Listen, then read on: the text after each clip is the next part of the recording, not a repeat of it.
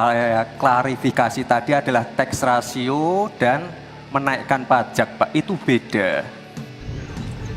Kita punya kebun binatang. Penjelasan para jubir tentang kenaikan pajak yang disebut Cawapres nomor urut 2. Simak lengkap videonya. Memahami tax ratio itu karena beliau hanya bilang bagaimana kalau naikkan pajak ini sensitif loh, nggak menaikkan pajak sama sekali kok. Bahkan dalam visi misi ini pendapatan tidak kena pajak itu akan dinaikkan standarnya, bukan yang seperti sekarang. Jadi sebenarnya memperluas ini adalah dengan memperbanyak sektor formal lah. Jadi begini Mbak Afi, Bung Hasan Nasbi tahu 1% kenaikan rasio itu berapa kenaikannya dalam rupiah? Berapa Bung Hasan Nasbi? Silakan. Ya, kan artinya kalau kita mau menyampaikan kita harus paham juga dasarnya. 1% kenaikan rasio pajak itu 160 triliun.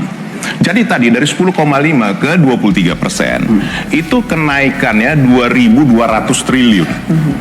Artinya dalam sekian lama. Bagaimana? How can?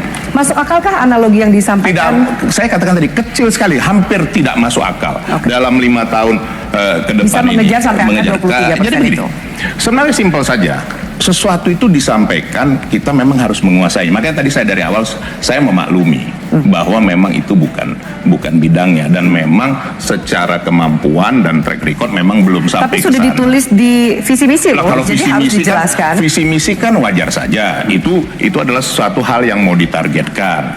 Nah, hanya di dalam menjelaskannya itu yang disampaikan Prof. Mahfud. Jangan sampai rakyat ini juga bingung bahwa apa yang mau dicapai, pajak mau dinaikkan lagi dengan tadi. Karena kenapa? Analoginya tadi yang disampaikan Bung Hasan Nasbi, kebun binatang. Apa kaitannya dengan kebun binatang?